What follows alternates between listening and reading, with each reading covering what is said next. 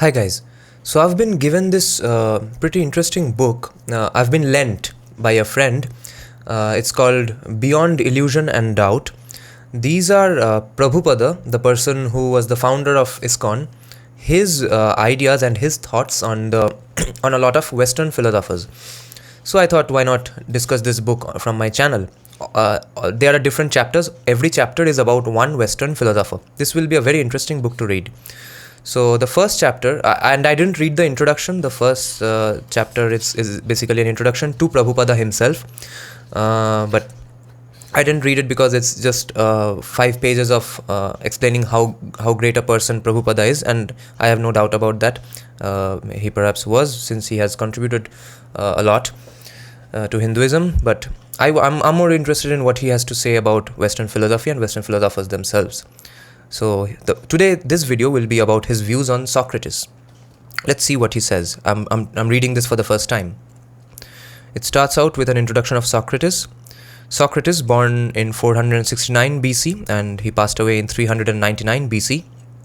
He was a thorn in the side of the leaders of ancient Athens, who saw him as a corrupter of young men. The problem was that he was uncompromising in his search for an objective understanding of such moral virtues such as justice, courage, and piety, and he passed on this spirit to his students, most notably Plato. And in the process, the leaders contended he neglected the gods of the state.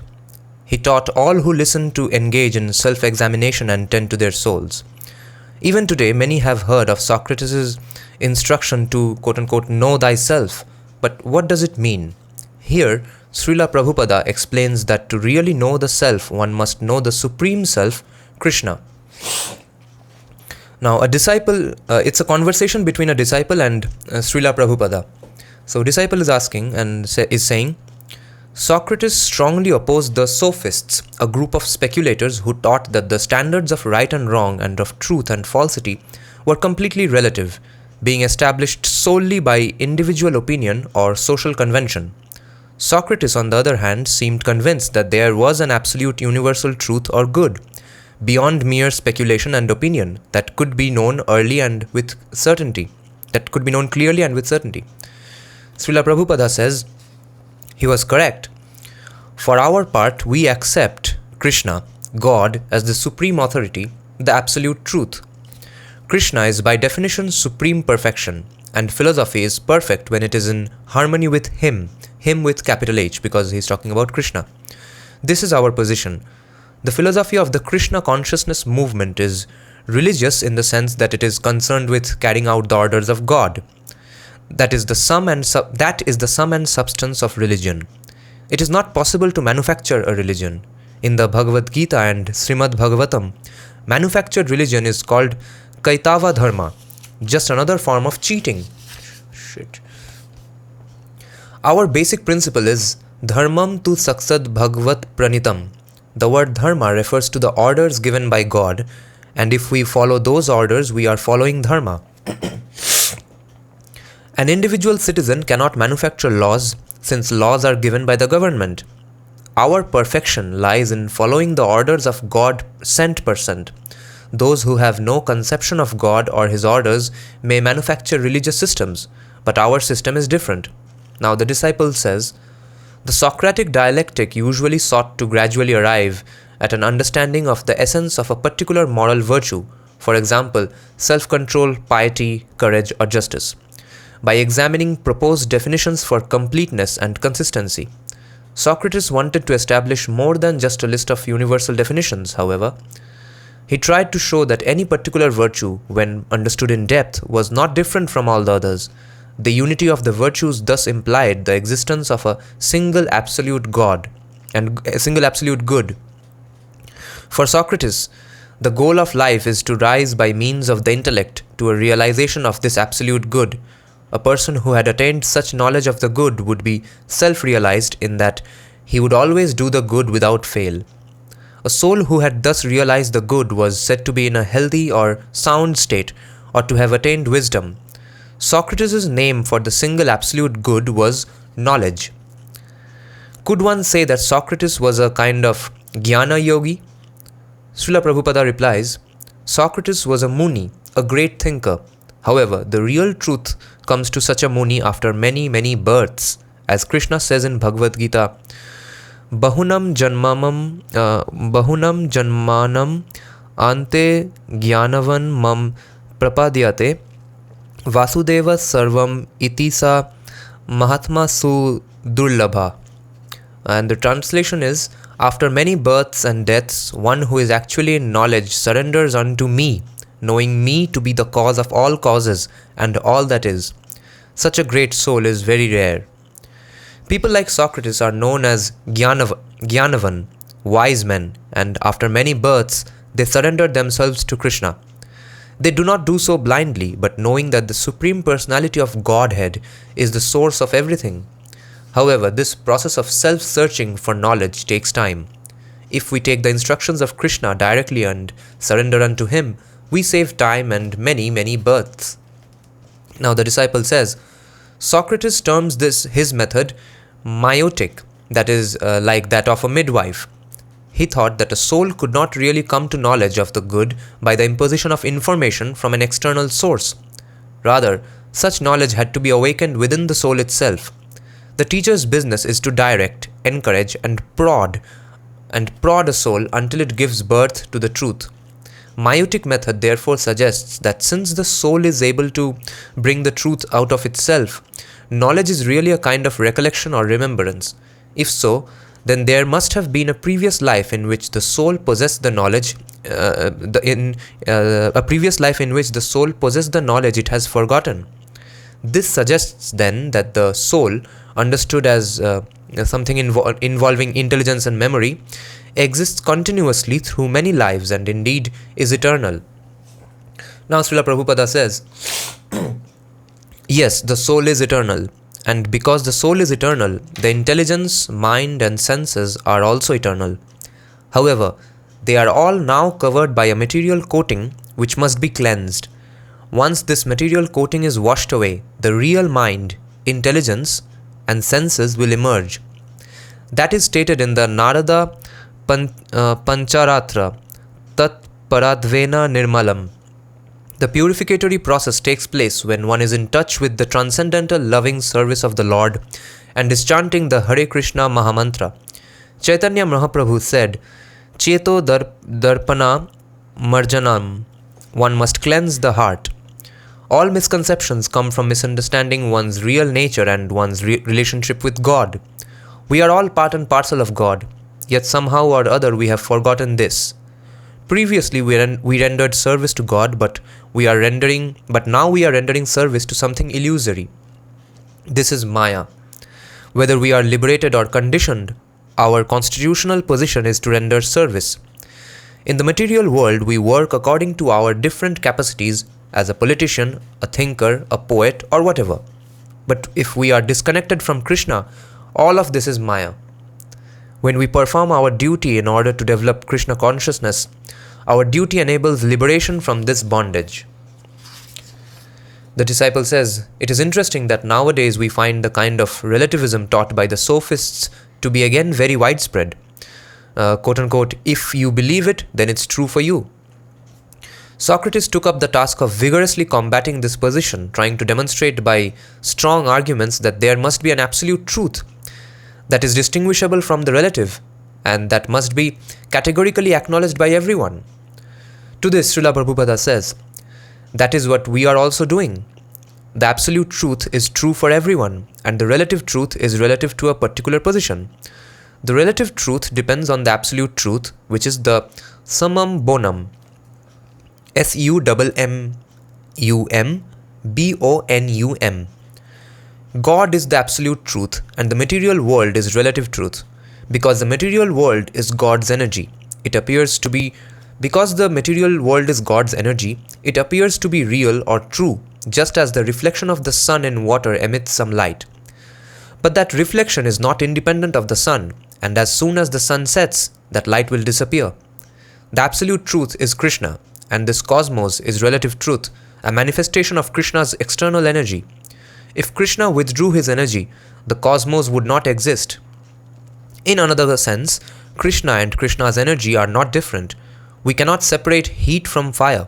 Heat is also fire, yet heat is not fire. This is the position of relative truth. As soon as we experience heat, we understand that there is fire. Yet we cannot say that heat is fire. Relative truth is like heat because it stands on the strength of the absolute truth, just as heat stands on the strength of fire. Because the absolute is true, relative truth also appears to be true, although it has no independent existence. A mirage appears to be water because in actuality there is such a thing as water. Similarly, this material world appears attractive because there is actually an all-attractive spiritual world. The disciple says, Socrates held that the highest duty of man was to quote-unquote care for his soul, that is, to cultivate that healthy state of soul which is true knowledge, the attainment of the good.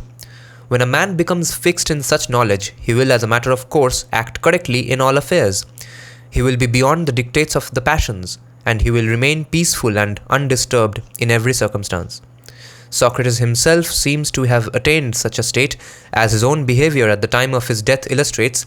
He calmly drank the poison hemlock rather than give up his principles. He seems to have realized knowledge of at least some aspect of the absolute truth, although we must add that he never spoke of it as a person or gave it a personal name. Srila Prabhupada says, that is the preliminary stage of understanding the absolute, known as Brahman realization of the impersonal feature. One who advances further attains Paramatma realization of the localized feature, whereby one realizes that God is everywhere. It is a fact that God is everywhere, but at the same time God has his own abode. Goloka eva nivasati akhilatma bhuta.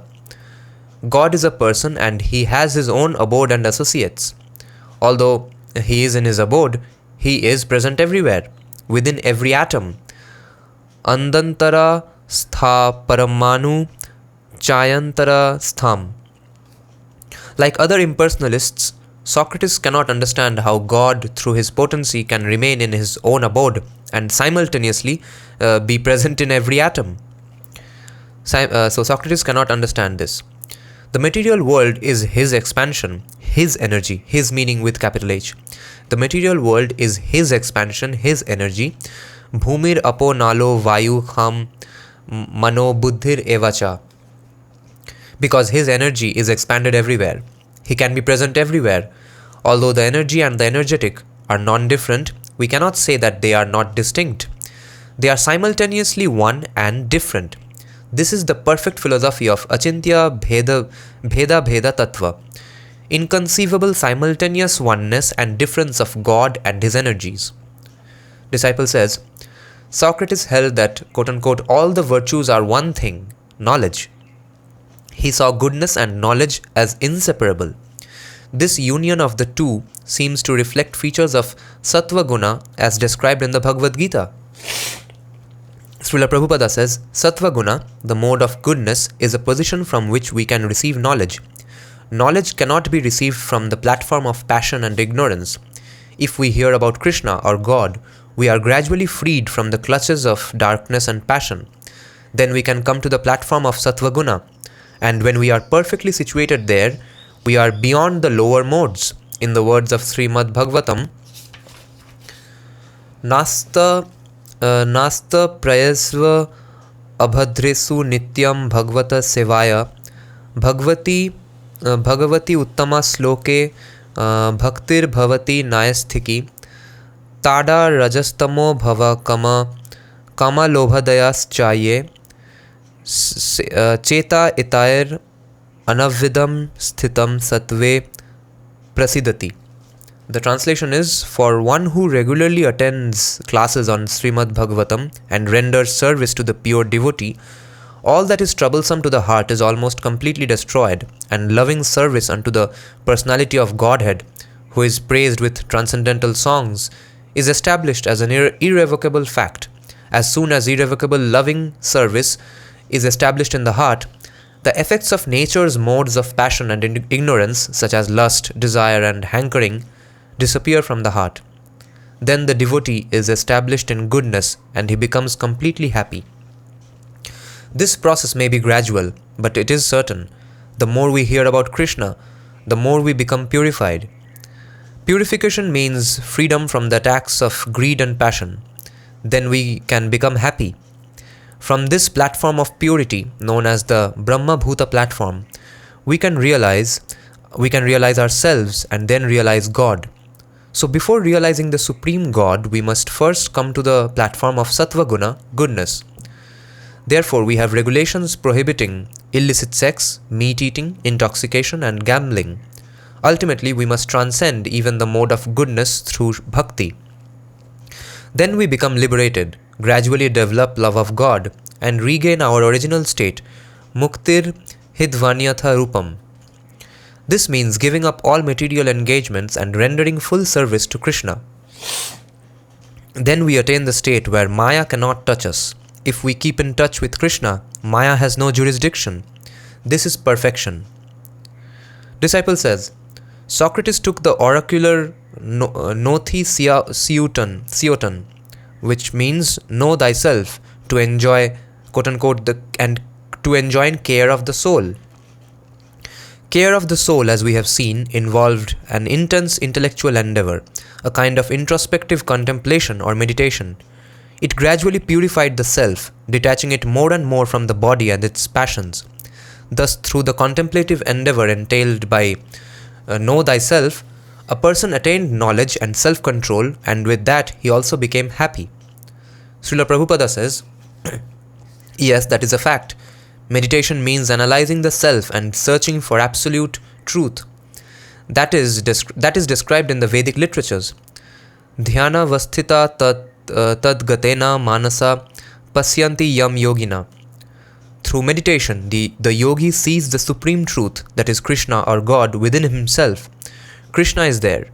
The yogi consults with Krishna and Krishna advises him. That is the relationship Krishna has with the yogi. Dadami buddhi yogam tam. When one is purified, he is always seeing Krishna within himself. This is confirmed in the Brahma Samhita. Premanjana churita bhakti vilochanena santa sadaiva radayusu vilokayanti yam syammasundaram achintya guna svapuram govindam adipurusham tam aham bhajami. I worship the primeval Lord Govinda, who is always seen by the devotee whose eyes are anointed with the pulp of love. He is seen in his eternal form of Shyamasundara, situated within the heart of the devotee. Thus, an advanced saintly person is always seeing Krishna.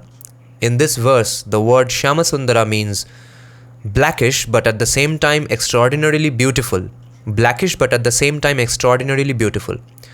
Being the Supreme Personality of Godhead, Krishna is of course very beautiful. The word Achintya means that he has inconceivable, unlimited qualities. Although he is situated everywhere as Govinda, he is always dancing in Vrindavana with the gopis. There he plays with his friends and sometimes, acting as a naughty boy, teases his mother. These pastimes of the Supreme Person are described in the Srimad Bhagavatam. The disciple says, as far as we know, Socrates himself had no teacher in philosophy. Indeed, he refers to himself as self-made. Do you believe that one can be self-taught? Can self-knowledge be attained through one's own meditation or introspection? Srila Prabhupada says, yes. Ordinarily, okay, I'll underline this. Can self-knowledge be attained through one's own meditation or introspection? Srila Prabhupada says, yes.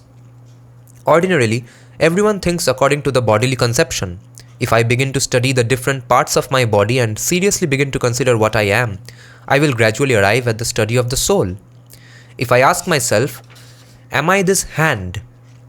The answer will be no. I am not this hand. Rather, this is my hand. I can thus continue analyzing each part of the body and discover that all the parts are mine, but that I am different. Through this method of self-study, any intelligent man can see that he is not the body. This is the first lesson of the Bhagavad Gita. Dehinosmin yatha dehe kaumaram yauvanam jara tatha dehantara praptir dhiras tatra na muhyati. As the embodied soul continuously passes in this body from boyhood to youth to old age, the soul similarly passes into another body at death. A sober person is not bewildered by such a change. At one time I had the body of a child, but now that body no longer exists. Nonetheless, I am aware that I possessed such a body. Therefore, from this I can deduce that I am something other than the body. I may rent an apartment, but I do not identify with it. The body may be mine, but I am not the body. By this kind of introspection, a man can teach himself the distinction between the body and the soul. As far as being completely self-taught, according to the Bhagavad Gita and the Vedic conception, life is continuous. Since we are always acquiring experience, we cannot actually say that Socrates was self-taught. Rather, in his previous lives he had cultivated knowledge, and this knowledge was simply continuing. That is a fact. Otherwise, why is one person intelligent and another ignorant? This is due to continuity of life through the process of transmigration of the soul. The disciple says, Socrates believed that through intellectual endeavor a person can attain knowledge or wisdom, which is nothing else but the possession of all the virtues in their unity. Such a person always acts in the right way and thus is happy.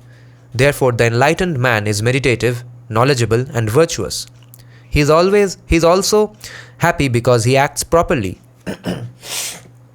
Srila Prabhupada says, yes, that is confirmed in the Bhagavad Gita. Brahma bhuta prasannatma na sochati na kanksati. When one is self-realized, he immediately becomes happy, joyful, prasannatma. This is because he is properly situated. One may labor a long time under some mistaken idea, but when he finally comes to the proper conclusion, he becomes very happy. He thinks, oh, what a fool I was, going on so long in such a mistaken way. Thus, a self-realized person is happy. Happiness means that one no longer has to think of attaining things. For instance, Dhruva Maharaja told the Lord, Svamin kartartho smi varam na yache. Having seen you, my Lord, I don't want any material benediction. Prahlada Maharaja also said, my Lord, I don't want material benefits. I have seen my father, who was such a big materialist that even the demigods were afraid of him, destroyed by you within a second. Therefore, I am not after these things. So real knowledge means that one no longer hankers for anything. The karmis, jnanis and yogis are all hankering after something. The karmis want material wealth, beautiful women and good positions. If one is hankering for what one does not have, he is lamenting for what he has lost. The jnanis are also hankering, expecting to become one with God and merge into his existence. And the yogis are hankering after some magical powers to befool others into thinking that they have become God. In India, some yogis convince people that they can manufacture gold and fly in the sky, and foolish people believe them. Even if a yogi can fly, what is his great achievement? There are many birds flying. What is the difference? An intelligent person can understand this. If a person says that he will walk on water, thousands of fools will come to see him. People will even pay 10 rupees just to see a man bark like a dog, not thinking that there are many dogs barking anyway. In any case, people are always hankering and lamenting, but the devotee is fully satisfied in the service of the Lord. He doesn't hanker for anything, nor does he lament. The disciple says, through jnana, the search for truth, Socrates may have realized Brahman. Could he have also realized Paramatma? Srila Prabhupada says, yes. The disciple says, but what about the realization of Bhagavan, Krishna? I thought that Krishna can be realized only through bhakti, devotion. Srila Prabhupada says, yes, one cannot enter into Krishna's abode without being a purified devotee. Krishna states this in the Bhagavad Gita, Bhaktiya mam abhijanati. One can understand me as I am only by devotional service. One can understand me as I am only by devotional service. Krishna never says that he can be understood by jnana, karma or yoga. The personal abode of Krishna is especially reserved for the bhaktas, and the jnanis, yogis and karmis cannot go there. Disciple says, Now, although Socrates described himself as self-made, he believed not only in the virtue of insight or meditation, but also in the idea that knowledge can be imparted from one person to another.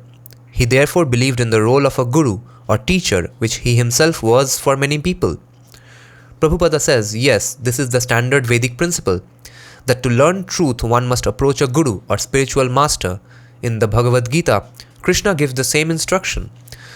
Tad vidhi pranipatena pariprasnena sevaya upadekshyanti tad jnanam jnaninas tattvadarshina. The translation for that is, just try to learn the truth by approaching a spiritual master. Inquire from him submissively and render service unto him. The self-realized souls can impart knowledge unto you because they have seen the truth.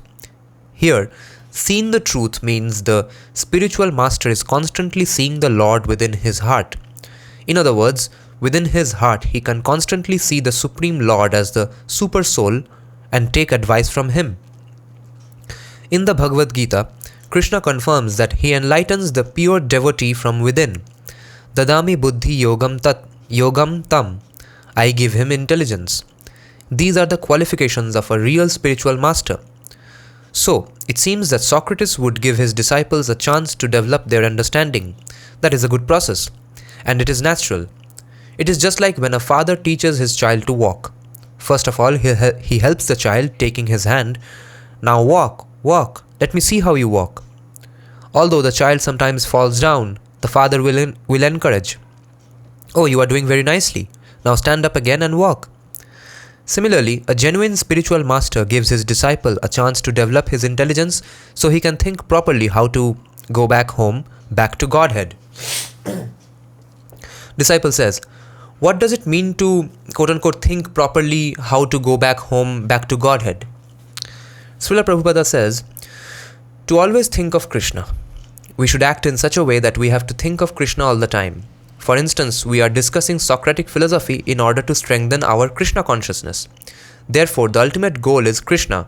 Otherwise, we are not interested in criticizing or accepting anyone's philosophy. We are neutral.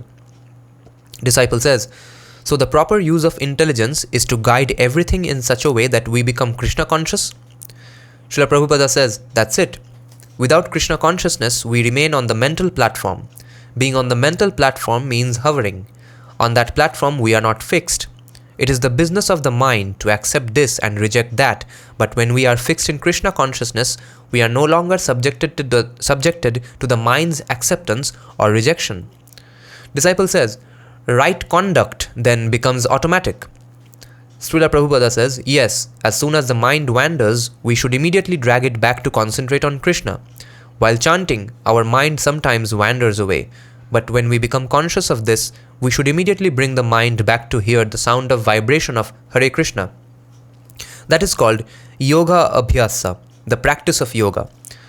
We should not allow our mind to wander elsewhere. We should simply chant and hear the Hare Krishna mantra. That is the best yoga system. Disciple says, Socrates could have avoided the death penalty if he had compromised his convictions.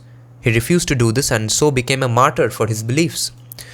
Srila Prabhupada says, it is good that he stuck to his point, yet regrettable that he lived in a society in which he could not think independently.